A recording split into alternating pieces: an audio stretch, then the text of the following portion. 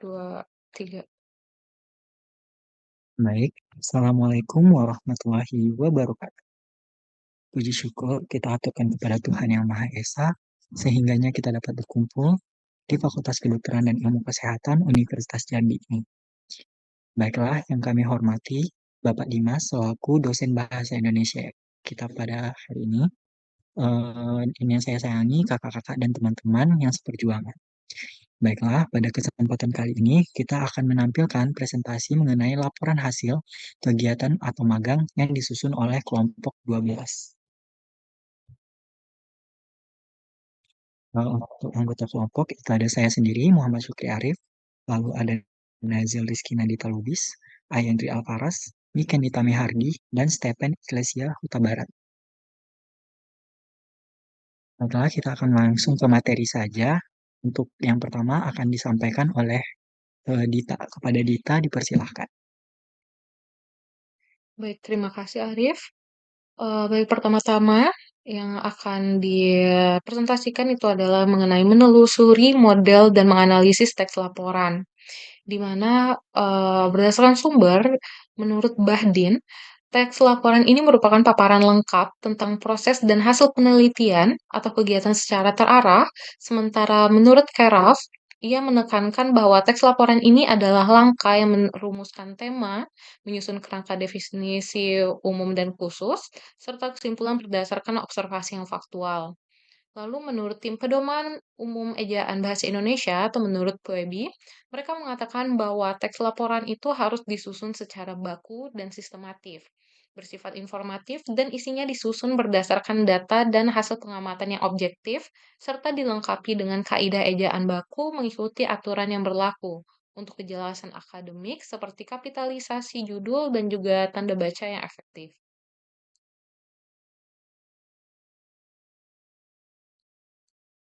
Jadi laporan hasil kegiatan atau magang ini berdasarkan pengertiannya adalah teks yang berisi penjelasan yang disusun secara sistematis mengenai kegiatan yang telah dilakukan, berisikan tujuan kegiatan, proses pelaksanaan, dokumentasi kegiatan, serta hasil dan manfaat yang diperoleh.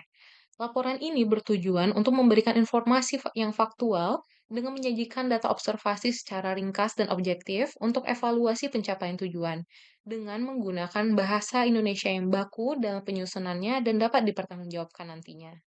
Next slide. Baik, berikut adalah ciri-ciri dari teks laporan hasil kegiatan atau magang. Di mana untuk ciri-ciri yang pertama itu menggunakan bahasa Indonesia yang baku. Penggunaan bahasa Indonesia yang baku ini diperlukan untuk menjaga kejelasan, ketepatan, konsistensi, dan juga kredibilitas dari informasi dalam penulisan laporan akademik, sehingga terhindar dari ambiguitas atau salah tafsir yang dapat menimbulkan kesalahpahaman bagi pembaca dari berbagai latar belakang. Ciri-ciri yang kedua itu berdasarkan data atau observasi.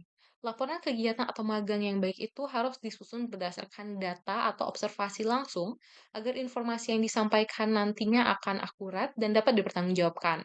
Laporan yang didasari pada data atau hasil observasi yang nyata ini lebih dapat dipercaya daripada laporan yang hanya berisikan asumsi atau klaim semata tanpa adanya bukti.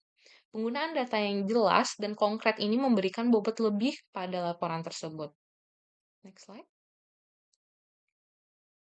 Selanjutnya, ciri-ciri yang ketiga itu bersifat objektif, di mana sifat objektif ini dapat menjamin laporan ini bebas dari bias pribadi atau opini yang subjektif, sehingga fokus pada fakta yang dapat diverifikasi untuk mempertahankan ketelitian dan reproduktibilitas dari hasil kegiatan atau magang.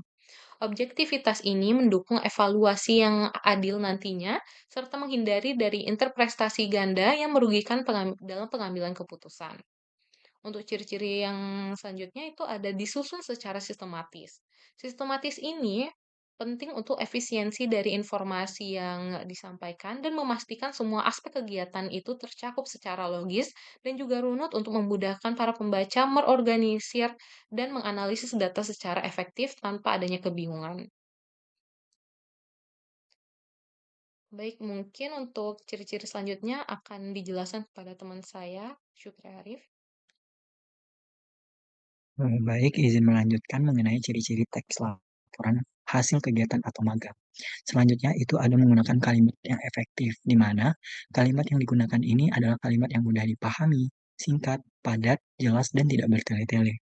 Nah, kalimat ini tidak terlalu panjang, namun satu kalimat justru membuat pesan utama tidak tersampaikan dengan baik. Lalu untuk kalimat efektif juga memperlihatkan ketelitian penulis dalam memilih kata dan menyusun informasi. Dengan kalimat efektif, isi laporan akan lebih fokus dan langsung pada inti informasinya. Misalkan, untuk contohnya, yang benar itu adalah penulis membantu proses verifikasi berkas. Yang salahnya yaitu terlalu panjang. Contohnya, penulis pada saat itu melakukan kegiatan verifikasi berkas yang memang dilaksanakan di kantor tersebut. Lalu, ciri berikutnya adalah membuat fakta dan bukti, di mana karena laporan ini bersifat faktual, maka data yang dicantumkan itu harus lengkap dan benar, dan sesuai kondisi yang terjadi. Nah, data-data itu, yang fakta itu dapat berupa jumlah peserta, jumlah dokumen, waktu atau sesi kegiatan, jadwal harian, dan tabel dan grafik rincian tugas. Nah, bisa juga dimasukkan dokumentasi kegiatan, di mana dokumentasi Dokumentasi ini akan sangat penting untuk menunjukkan bukti konkret bahwa kegiatan memang dilakukan dan memberikan gambaran yang lebih rinci tentang hasil kerja selama magang. Lalu untuk tujuan kegiatan ini, yang pertama itu menjelaskan kegiatan yang telah dilakukan, di mana dengan menjelaskan pembaca akan mengetahui apa saja aktivitas yang telah kita lakukan selama magang atau kegiatan yang telah berlangsung. Lalu yang kedua, menyampaikan hasil atau pencapaian, di mana ini berisi apa yang telah kita peroleh dari magang atau kegiatan yang sudah kita jalani. Selain diperoleh, kita dapat juga dipelajari dan dihasilkan selama kegiatan. Lalu yang ketiga, menilai manfaat kegiatan, di mana ini bakalan menunjukkan dampak magang terhadap keterampilan pengalaman dan pengetahuan penulis. Yang keempat, memberikan gambaran bagi pihak lain. Ini tuh akan menjadi acuan bagi sekolah atau lembaga untuk menilai kualitas kegiatan magang. Lalu yang kelima, sebagai bentuk pertanggungjawaban, di mana laporan ini dibuat sebagai bukti bahwa kegiatan magang telah diselesaikan dan dilaksanakan dengan baik sesuai aturan dan ketentuannya. Baik, selanjutnya ada struktur laporan yang akan dilanjutkan oleh Henry Alvarez. Kepada Henry dipersilahkan. Baik, izin melanjutkan untuk struktur dari laporan. Pada bagian awal, itu yang pertama ada sampul, di mana sampul laporan kegiatan adalah halaman paling depan dari sebuah laporan yang berfungsi sebagai identitas resmi dari laporan. Di mana pada bagian sampul harus memenuhi unsur-unsur yang pertama itu terdapat judul laporan, di mana judul laporan ini ditulis paling menonjol, yaitu menggunakan huruf besar dan juga tebal, mewakili nama kegiatan secara lengkap. Contohnya, laporan kegiatan sosialisasi kesehatan remaja. Kemudian yang kedua, terdapat logo instansi, di mana logo instansi ini diletakkan di bagian atas atau tengah untuk menunjukkan identitas dari lembaga atau organisasi yang membuat laporan.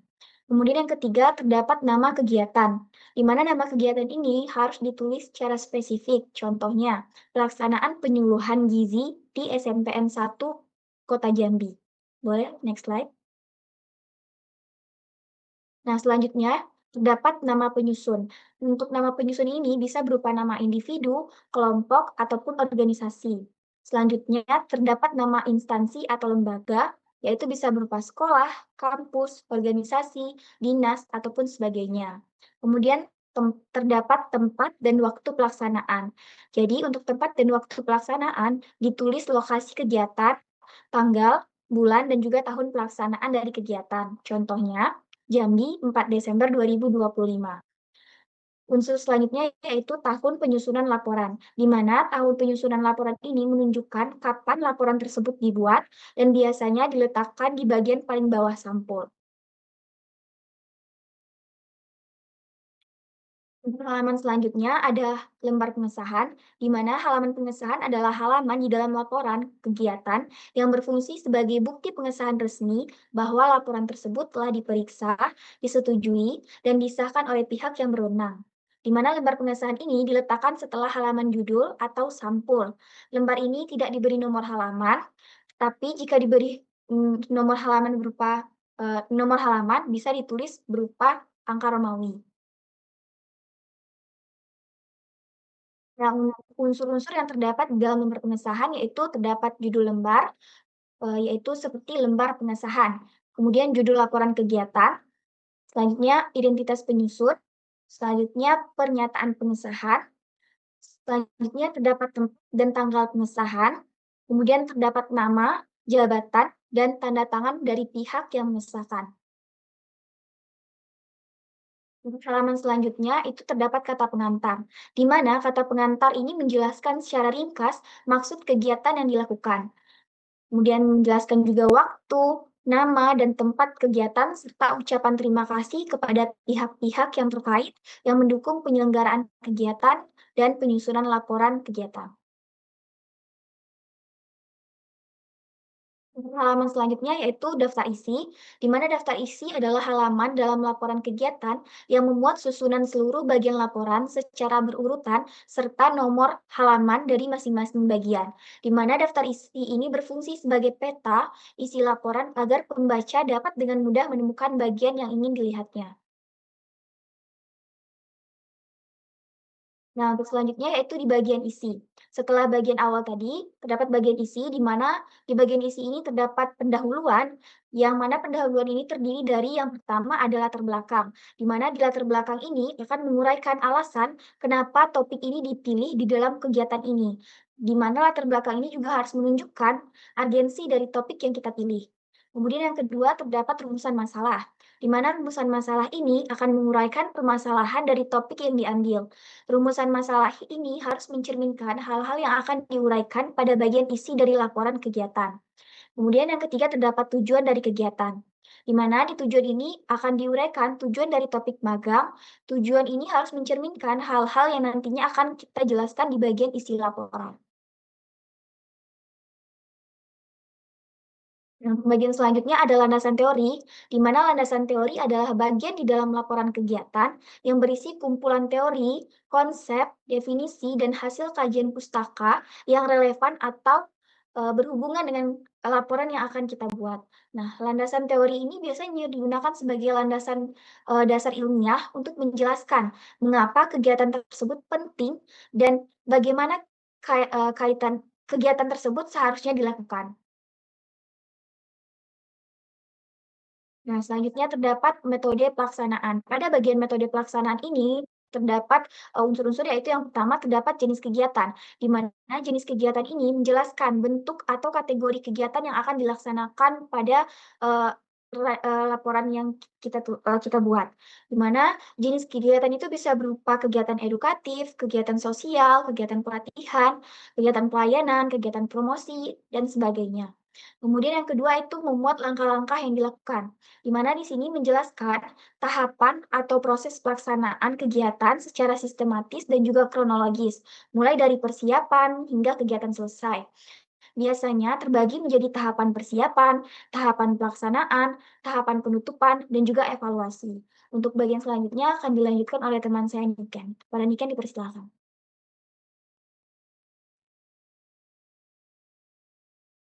Baiklah, terima kasih kepada Dian Arfara. Saya izin melanjutkan. Yang ketiga yaitu ada alat atau bahan.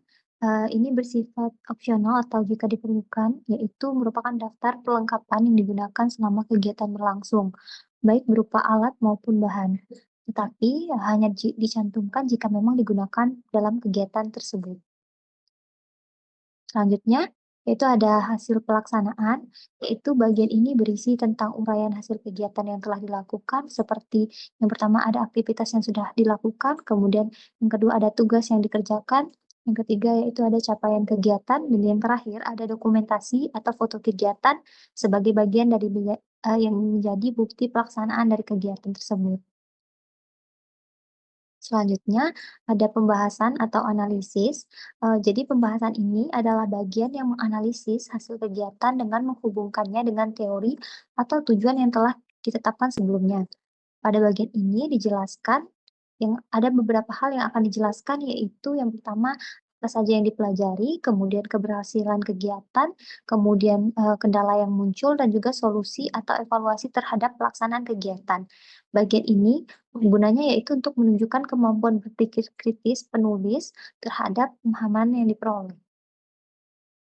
Selanjutnya yaitu ada penutup. Penutup ini merupakan ringkasan akhir laporan yang terdiri dari beberapa bagian, yaitu ada kesimpulan juga saran.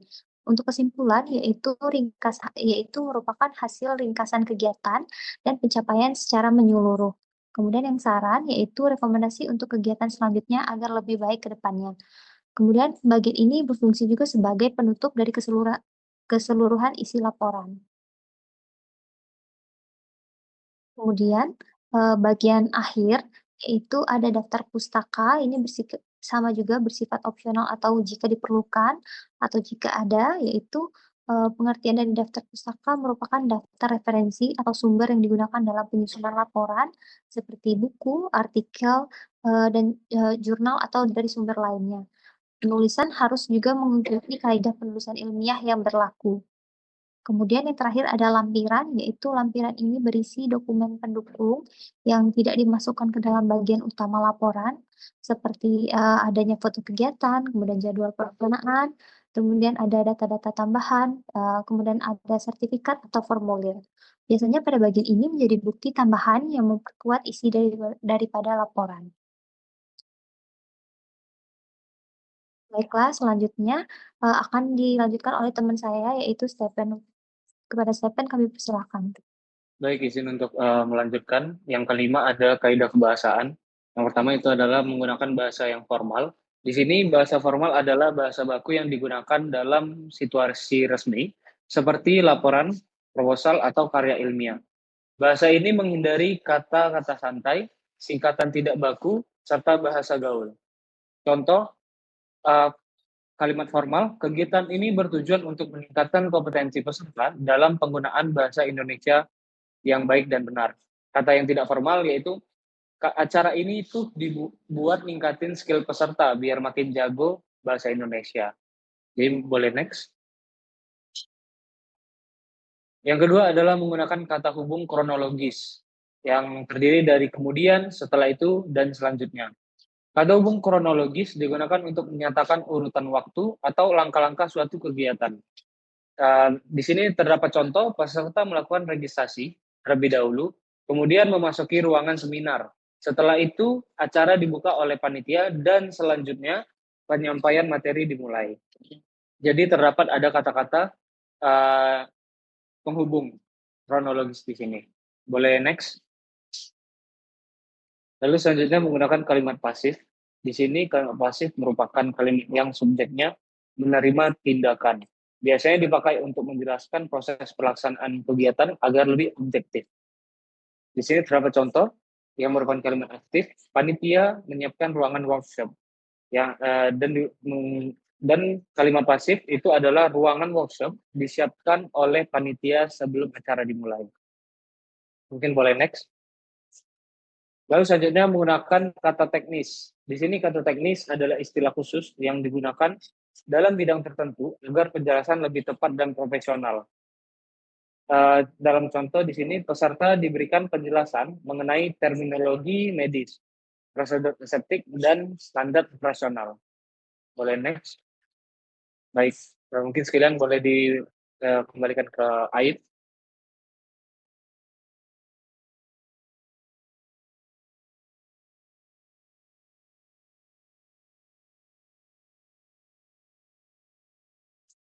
Baik, mungkin segitu dari kelompok kami. Mungkin yang mau mengajukan pertanyaan nantinya boleh diletakkan pertanyaannya di kolom komentar. Baik, kami tutup. Assalamualaikum warahmatullahi wabarakatuh.